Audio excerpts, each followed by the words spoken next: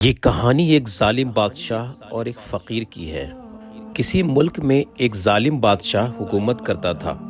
ایک بار اس نے پورے ملک میں اعلانیہ فرمان جاری کر دیا کہ کوئی بھی اگر اس فقیر یا مسکین کی مدد کرتا ہوا پکڑا گیا تو اس کے ہاتھ کاٹ دیے جائیں گے۔ جب یہ اعلان لوگوں نے سنا تو پورے ملک میں کوہرام مچ گیا اور لوگ تعجب سے ایک دوسرے کو دیکھنے لگے۔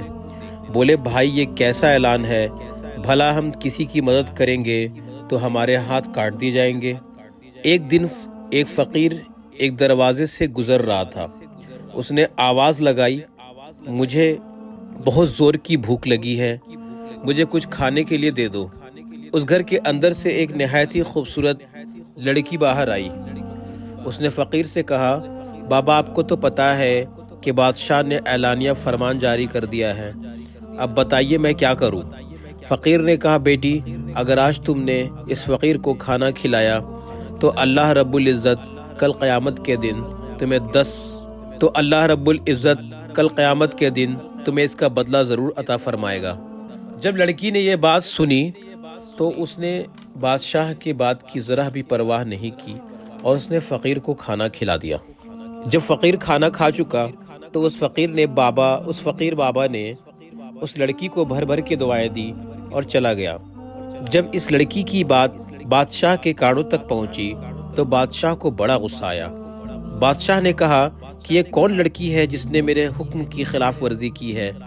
بادشاہ نے اسے اپنی توہین سمجھی، لہٰذا اپنے سپاہیوں کو حکم دیا کہ جاؤ فوراً اس لڑکی کو پکڑ کر لاؤ اور اس کے دونوں ہاتھ کاٹ دو۔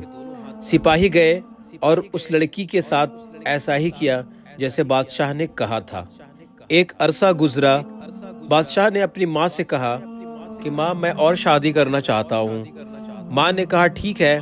پھر بادشاہ نے کہا لیکن میری ایک شرط ہے، وہ لڑکی اتنی خوبصورت ہونی چاہیے کہ اس کے جیسا ملک میں کوئی دوسرا نہ ہو۔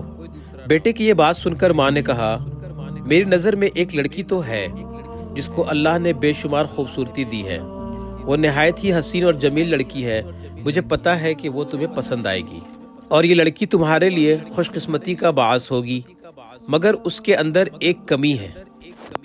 بادشاہ نے پوچھا کہ کیا کمی ہے اس کے اندر؟ تو ماں نے جواب دیا، بیٹا ویسے تو وہ بہت خوبصورت ہے، نہایت ہی حسین اور جمیل ہے، پورے ملک میں اس کے جیسا کوئی نہیں، مگر اس کے دونوں ہاتھ کٹے ہوئے ہیں۔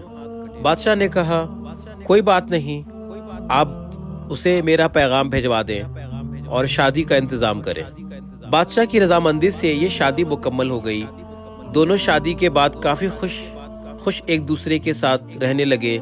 اکثر و بیشتر بادشاہ اپنی اسی لڑکی کے ساتھ وقت گزارا کرتا تھا۔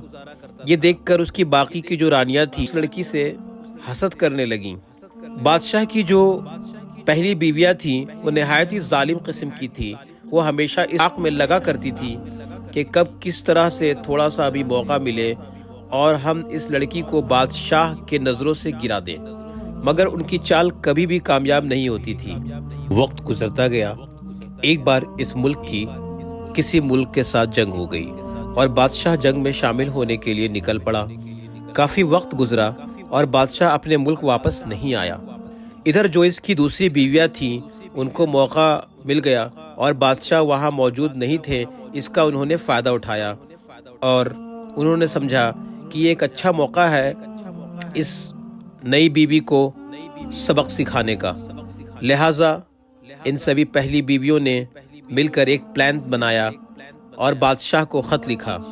وہ خط بادشاہ کی ساری بیویوں کے صلاح مشورے سے لکھا گیا اور اس خط میں انہوں نے یہ لکھا کہ بادشاہ سلامت، آپ وہاں جنگ میں لڑ رہے ہیں اور ادھر آپ کی بیوی دوسرے غیر مردوں کے ساتھ تعلقات بڑھا رہی ہیں اور سارے ملک میں آپ کا نام بدنام کر رہی ہیں۔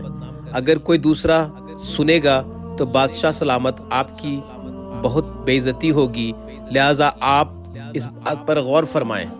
اس کی حرکتیں اتنی پر ہی نہیں آمادہ ہیں بلکہ اس نے ایک نئے بچے کو جنم بھی دیا ہے۔ اپنی دوسری بیویوں کا یہ پیغام سن کر بادشاہ کو بہت غصہ آیا اور اس نے اپنی ماں کو پیغام بھیجوایا کہ میری ماں، اس بیوی کو ملک سے باہر نکال دیا جائے اور اس کا بچہ اس کے گلے میں باندھ دیا جائے۔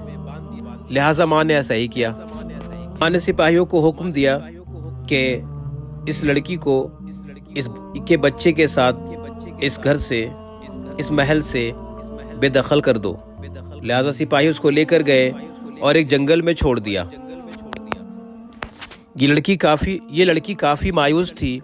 اسے نہ تو راستہ معلوم تھا نہ اپنے منزل کا پتہ۔ وہ پیاس کی شدت سے جنگل میں ادھر ادھر بھٹک رہی تھی۔ تبھی دور اسے ایک نہر نظر آیا۔ وہ اس نہر کے پاس گئی اور اس نے سوچا کہ چلو یہاں پانی پی لیتے ہیں۔ جیسے ہی پانی پینے کے لیے وہ نیچے جھکی تو اس کا بچہ اس نہر میں گر گیا۔ جب اس کا بچہ نہر میں گر گیا تو اس نے چیخیں مارنی شروع کر دی اور رونے لگی۔ تبھی اس کے پاس دو نوجوان لڑکے، بہت ہی خوبصورت حسن اللہ تعالیٰ نے انہیں عطا فرمایا تھا، اس میں وہ نزدیک آئے اور آ کر کہتے ہیں، اے لڑکی تو کیوں رو رہی ہے؟ کیا بات ہے؟ تو وہ امید کے ساتھ ان سے کہتی کہ میں ابھی یہاں پانی پینے آئی تھی کہ میرا بچہ اس نہر میں گر گیا ہے۔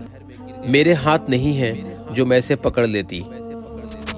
نوجوان نے کہا، کیا تم یہ چاہتی ہو کہ تمہارا یہ بچہ واپس تمہیں مل جائے؟ رانی جو تھی اس نے بہت ہی بے بسی سے کہا کہ ہاں، میں تو یہی چاہتی ہوں، اللہ رب العزت میرے بچے کو مجھے واپس کر دے۔ تو ان دونوں نوجوان نے دعا کی تو اللہ تعالیٰ نے اس کے بچے کو نہر سے باہر نکال دیا اور صحیح سلامت اس کے بچے کو اس خوبصورت لڑکی کے سپرد کر دیا۔ بادشاہ کی رانی بہت خوش ہوئی اور اس نے اللہ تعالیٰ کی بارگاہ میں شکر ادا کیا۔ وہ بہت نیک تھی اور اللہ کی رحمت کی امیدوار بھی تھی۔ ان دونوں نوجوانوں نے پھر کہا، اے لڑکی، کیا یہ تو چاہتی ہے کہ تیرے دونوں ہاتھ صحیح سلامت ہو جائیں؟ اس بادشاہ کی بیوی نے کہا، ہاں، اس سے بڑھیا میرے لیے اور کیا ہو سکتا ہے کہ میرے دونوں ہاتھ واپس آ جائیں اور میں صحیح سلامت ہو جاؤں۔ اس نے کہا، اگر میرے دونوں ہاتھ واپس آ گئے تو مجھے بہت خوشی ہوگی۔ ان دونوں نوجوانوں نے اللہ رب العزت کی بارگاہ میں دعا کی کہ یا اللہ، اس کے دونوں ہاتھ صحیح سلامت کر دے۔ اس کی دونوں ہاتھ واپس ہو گئی اور دونوں نوجوان نے کہا کہ اے عورت، کیا تو جانتی ہے ہم دونوں کون ہیں؟ اس عورت نے کہا، میں نے آپ کو دیکھا نہیں ہے اور نہ میں آپ کو جانتی ہوں۔ تو پھر دونوں نوجوانوں نے کہا کہ ہم آپ کی وہ روٹیاں ہیں جسے آپ نے اس فقیر کو دیا تھا۔ آج ہمیں اللہ تعالیٰ نے تمہاری مدد کرنے کے لیے بھیجا ہے اور ہم تمہارے مدد کے لیے آئے ہیں۔ پیارے دوستو، اگر ہم بھی اللہ تعالیٰ پر یقین رکھیں اور بھروسہ رکھیں تو اللہ تعالیٰ ہماری بھی مدد ضرور کرے گا۔ اگر کوئی بھی فقیر ہمارے دروازے پر آ جائے تو ہماری یہ کوشش ہونی چاہیے کہ کبھی بھی وہ خالی نہ جائے۔ اللہ رب العزت کل قیامت کے دن یہ فقیر آپ کے سفارش کا باعث بنیں گے، لہٰذا آپ ان کا خیال رکھیں۔ امید ہے یہ سٹوری آپ کو پسند آئی ہوگی۔